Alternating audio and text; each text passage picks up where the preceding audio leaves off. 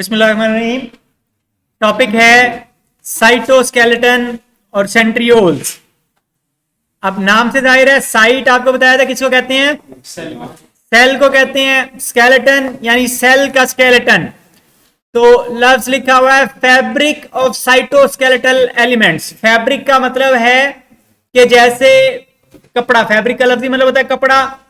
तो कपड़े के अंदर जैसे वो रेशे होते हैं, ताना बाना एक दूसरे के अंदर फंसे हुए होते हैं, वैसे ही मुख्तलिफ तरह के साइटोस्केलेटल एलिमेंट्स का यानी कि उसके हिस्सों का एक पूरा नेटवर्क बना हुआ होता है सेल के अंदर, जिसको हम साइटोस्केलेटन कहते हैं। इसमें मुख्तलिफ तरह की प्रोटीन्स इन्वॉल्व होती हैं, यानी कि प्रोटीन से वो सरिये बने हुए हैं, पाइप बने हुए हैं, रेल्स बनी हुई हैं, जिनके ऊपर चीजें चलती हैं और सपोर्ट प्रोवाइड करते हैं। 3 तरह के साइटोस्केलेटल एलिमेंट्स होते हैं। बुक में जो तरतीब दी हुई है थोड़ी सी कंफ्यूजिंग है, आप तरतीब ठीक कर लें। माइक्रोट्यूब्यूल्स सबसे मोटी होती हैं, इंटरमीडिएट फिलामेंट्स दरमियान में हैं, और माइक्रोफिलामेंट्स सबसे बारीक हैं। तो या माइक्रोफिलामेंट से शुरू करें या माइक्रोट्यूब्यूल से शुरू करें, और तरतीब ठीक रखें। ये तीनों चीजें प्रोटीन्स की बनी हुई हैं। मसलन माइक्रोट्यूब्यूल्स हैं, यहां पे आपको ग्रीन कलर में वो मोटा सा पाइप दिखाया हुआ है, तो ये ट्यूबुलिन प्रोटीन का बना हुआ है। यहां पे आप देख सकते हैं कि ये गोल गोल छोटी छोटी जो बॉल्स हैं, ये एक बॉल एक प्रोटीन को जाहिर कर रही है, तो वो प्रोटीन से पूरा पाइप बना हुआ है। इसी तरह एक्टिन मायोसिन है, तो उनसे ये माइक्रोफिलामेंट्स बनते हैं, और ट्रोपोमायोसिन, उससे भी माइक्रोफिलामेंट्स वगैरह बनते हैं। और बाज दूसरी प्रोटीन्स हैं, तो ये प्रोटीन्स मिलकर साइटोस्केलेटन बनाती हैं। माइक्रोट्यूब्यूल्स अगर देखें तो ये लंबी लंबी सी अनब्रांच स्लेंडर स्ट्रक्चर्स हैं, यानी कि लंबी लंबी सी ट्यूब्स या पाइप बने हुए हैं ट्यूबुलिन प्रोटीन के। यहां पे आपको वीडियो में आप देख सकते हैं कि वो ट्यूबुलिन प्रोटीन्स आपस में जुड़ रही हैं, तो पाइप बन रहा है, और वो टूट के पाइप को सेपरेट सेपरेट भी कर सकती हैं वक्त पड़ने पर। तो ये ट्यूबुलिन प्रोटीन है जो मिलकर फिर बनाती है, और सेल के अंदर बहुत से इंपॉर्टेंट स्ट्रक्चर्स ट्यूबुलिन प्रोटीन से बने हुए होते हैं। मिसाल के तौर पर सीलिया और फ्लैजेला का नाम आपने सुना हुआ है, पैरामीशियम आपने देखा है, तो उसके ऊपर जो छोटे छोटे से बाल होते हैं वो सीलिया कहलाते हैं, जिनके जरिए से वो स्विम कर सकता है, पानी में तैर सकता है। फ्लैजेलम एक बड़ा सा लंबा सा बाल होता है, जिसकी मदद से बाल सेल स्विम कर सकते हैं।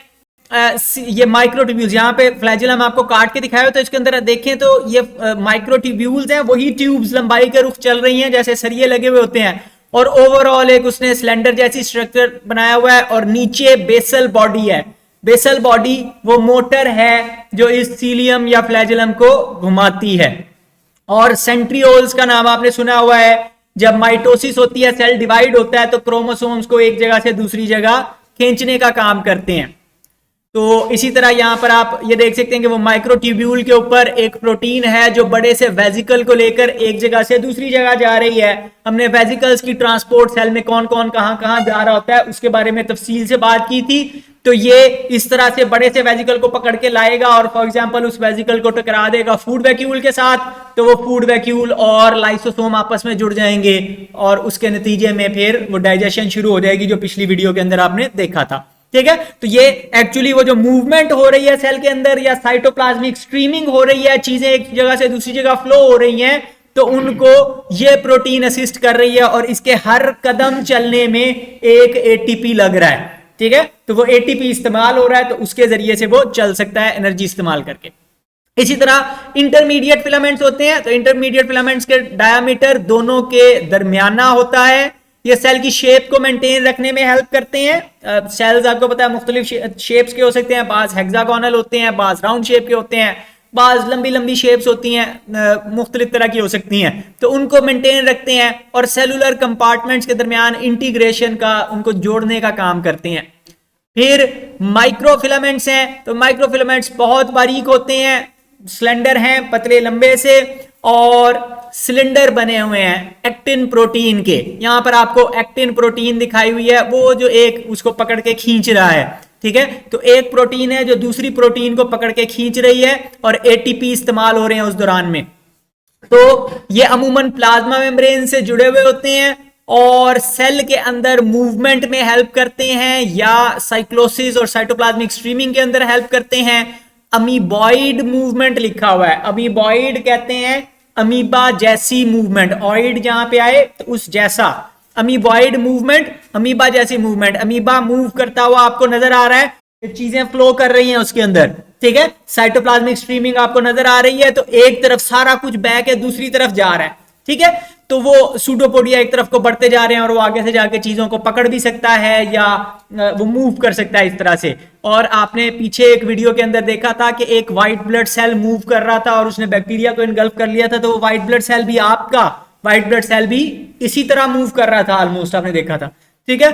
तो वो अमीबॉइड मूवमेंट में हेल्प करते हैं, या मसल्स की कॉन्ट्रैक्शन में एक्टिन और मायोसिन, ये जो आपको यहाँ पे डायग्राम दिखाई हुई है जिसमें वो प्रोटीन पकड़ के उसको खींच रही है, तो ये वाला एक्चुअली आपके मसल्स के अंदर हो रहा है, जिसकी वजह से आप हाथ पांव हिला सकते हैं या मूवमेंट्स कर सकते हैं। इसी तरह साइटोप्लाज्मिक स्ट्रीमिंग, ये वीडियो में आप देख सकते हैं कि वो एक सेल के अंदर क्लोरोप्लास्ट फ्लो करके एक जगह से दूसरी जगह जा रहे हैं, जहां पे उनको रोशनी अच्छी लगेगी वहां पे सेट होके बैठ जाएंगे, रोशनी अब्जॉर्ब करना शुरू कर देंगे। तो ये सारी चीजें साइटोस्केलेटन की वजह से हो रही हैं।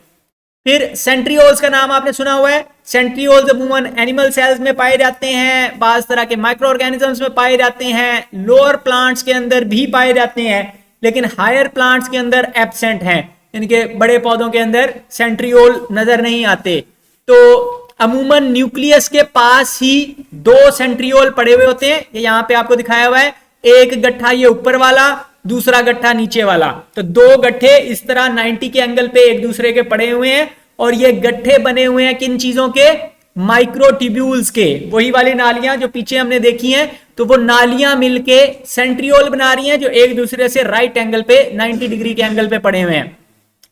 सिलिंड्रिकल अरे है, सिलिंड्रिकल अरे के काफी सारे सिलेंडर्स हैं जो तरतीब में पड़े हुए हैं, अरे कहते हैं तरतीब को।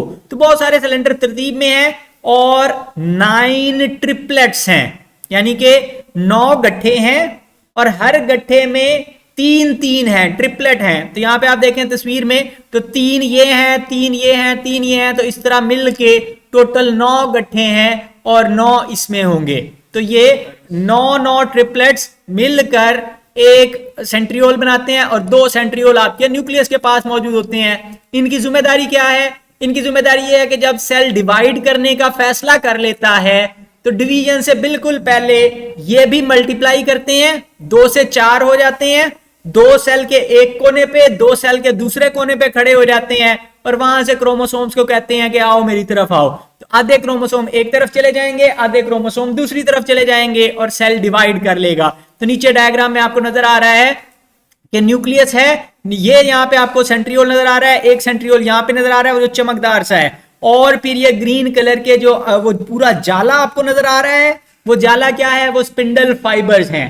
ये स्पिंडल फाइबर कौन बना रहा है? सेंट्रियोल बना रहा है। इनको कंट्रोल कौन कर रहा है? सेंट्रियोल कंट्रोल कर रहा है। तो स्पिंडल फाइबर बनाना और उनको पकड़ के खींचना सेंट्रियोल की जिम्मेदारी है। और वो स्पिंडल फाइबर क्या करते हैं? वो आगे जाकर उस क्रोमोसोम के साथ जुड़ जाते हैं और उसको पकड़ के खींचते हैं। फिर सेल ने दरमियान में से पिंच होना है। अब वो कहां से पिंच होगा डिपेंड करता है कि सेंट्रियोल कहां पे मौजूद है। अगर एक सेंट्रियोल यहां पे है और एक सेंट्रियोल यहां पे है, तो सेल इस एंगल से डिवाइड होगा। अगर एक सेंट्रियोल यहां पे है, एक सेंट्रियोल यहां पे है, तो वो इस एंगल से डिवाइड होगा, ठीक है। तो सेंट्रियोल कहां खड़े हैं, उससे हिसाब लगता है कि सेल ने किस एंगल से डिवाइड होना है।